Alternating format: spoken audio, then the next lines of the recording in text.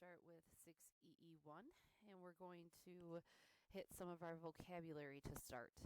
So when we talk about exponents, first we need to talk about what is the exponent. Here I'm going to just focus more so on where it is. So the exponent in this case is that little number up on the top, and it tells us how many times to multiply the base. The power, now the power and the exponent usually get mistaken because we say 3 to the second power, but the power is actually the answer to that exponential form problem. So in this case, 9 is a power of 3. And then, of course, the base. The base is the larger number in exponential form, and it's the number that's being multiplied. So 3 is being multiplied, and we're going to multiply it twice.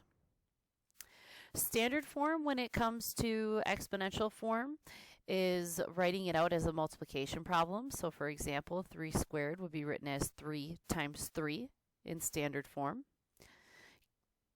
You can also call it a numeric expression. Exponential form is just like what we have up above it, where we just have 3 to the second power, or 3 squared, so we're writing it as a base and an exponent. Okay, so taking what we just learned about those and looking at an actual exponent and its places and pieces. So again, we have the base here, which is 3. So this is the number that is going to be multiplied. And I'm taking that 3, and then I'm going to multiply it the number of times the exponent tells me to, and it tells me to multiply it 4 times. So that doesn't mean 3 times 4, that means I need to have 4 3's, and then I'm going to multiply all of them together.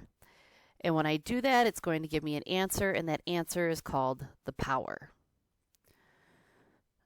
Oops. Went a little too far there. So taking a look at this, if we look at the expression written below, so the 4 times 4 times 4 times 4 times 4, we're going to shorten that up and write it in exponential form. So first I need to figure out what's my base. My base is the number that's being multiplied. In this case, that is 4. And then I need to figure out, well, what is my exponent? And my exponent is how many times it's being multiplied. So 1, 2, 3, 4, 5. So my exponent here would be 5. Now I'm going to go the opposite direction. I'm going to take this number that's in exponential form and write it in standard form. So I have 13, and I know that's what I'm going to start with, and I need 4 of them. So 1, 2, 3, 4. And then I have to put my multiplication signs in there.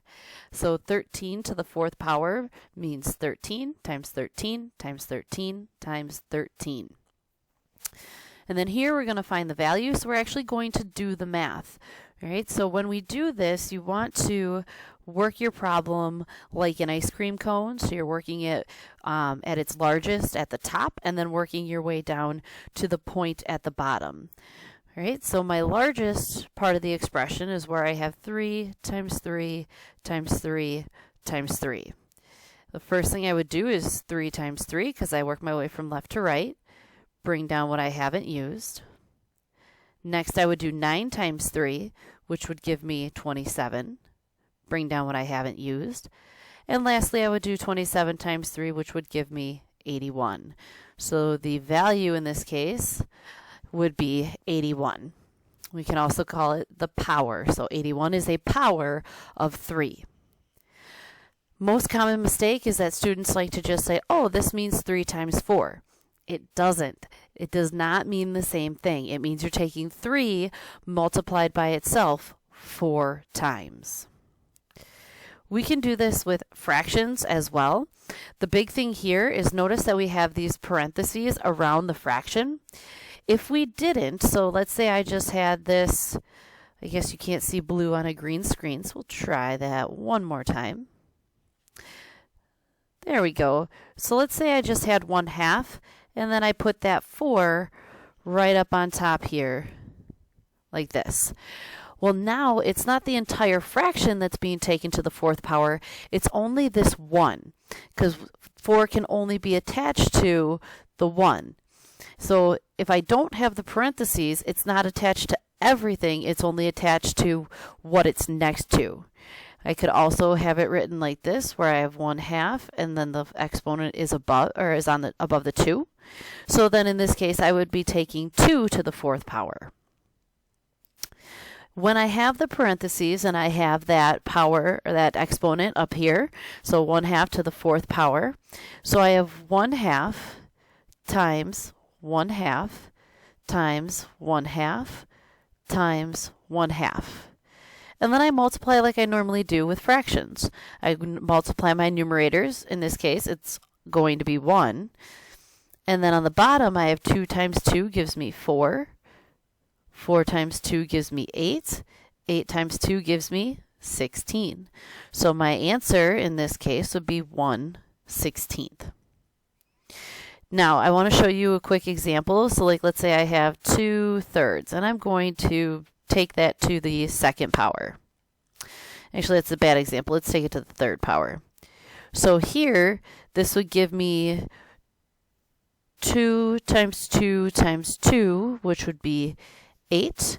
And this would be 3 times 3 times 3, and it would be 27. So as our numbers start to get bigger, we start to get, because here I'm always going to have 1. 1 to any power is always going to be 1. But as my numbers start to get bigger, you'll start to notice that I could potentially have a set of numbers that has a common factor. You cannot simplify it.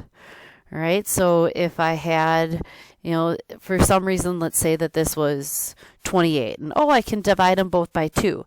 You cannot do that. You have to leave it as is when you're taking it into exponential form to the power.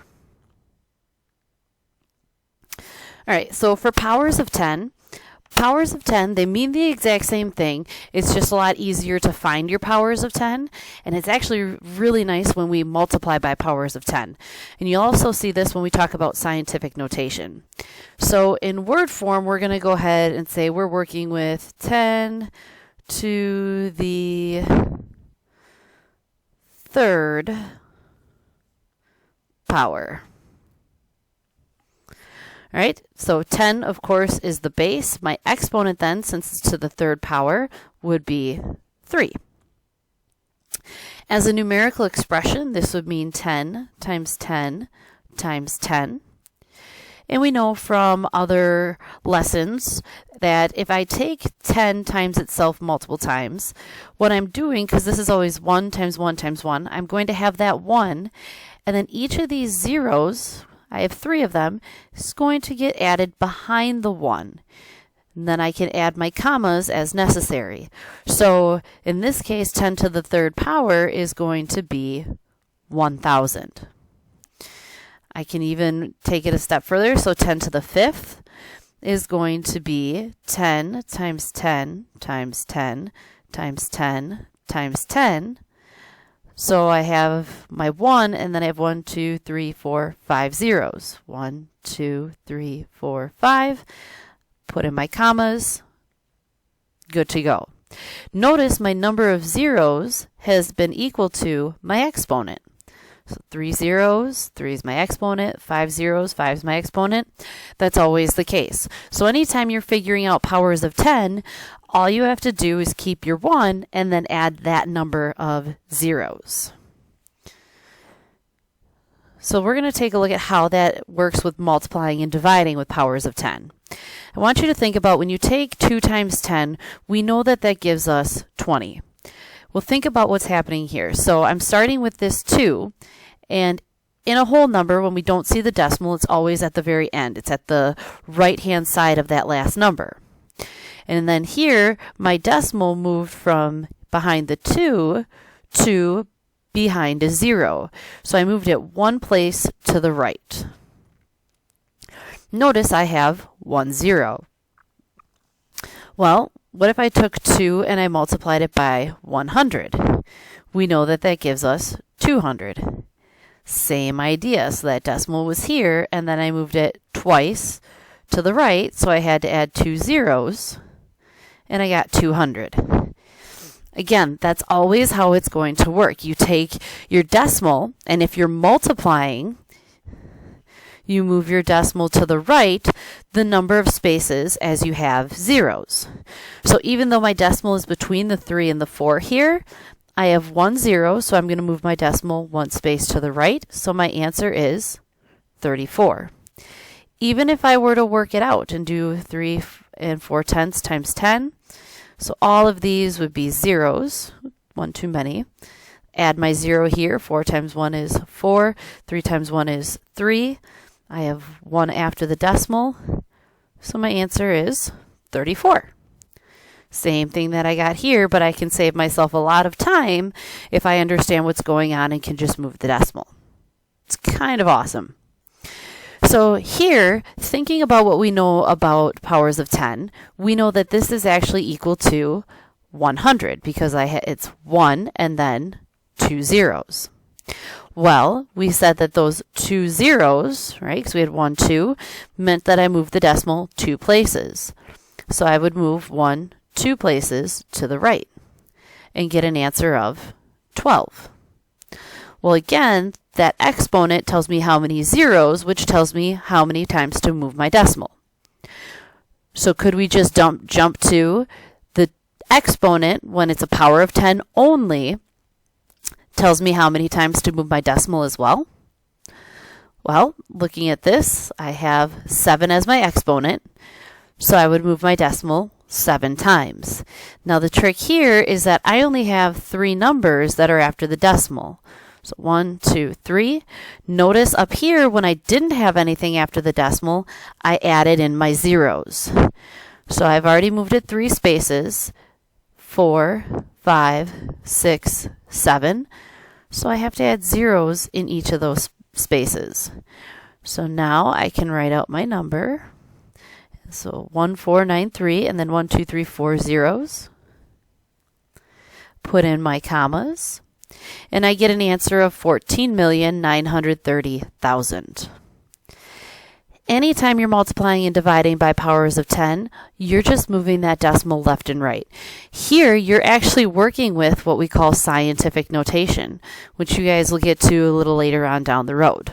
But this is your building blocks towards it. Now, I do want to talk about dividing. If I'm dividing by a power of 10, when I said I multiplied, my decimal went to the right. When I divide, my decimal is going to go to the left. Now think about it. When you multiply, you want your number to get larger, so it would make sense that you'd move your decimal to the right to make your number bigger. And when you divide, typically your number gets smaller. So it would make sense that my decimal would move to the left to start make my numbers smaller. So for example, if I had 320 and I divided it by 10, my decimal is here. I'd move it once to the left and I would get 32. If I took 320 and divided it by 10 to the second, I have to move it 2 places, so I would get 3 2/10.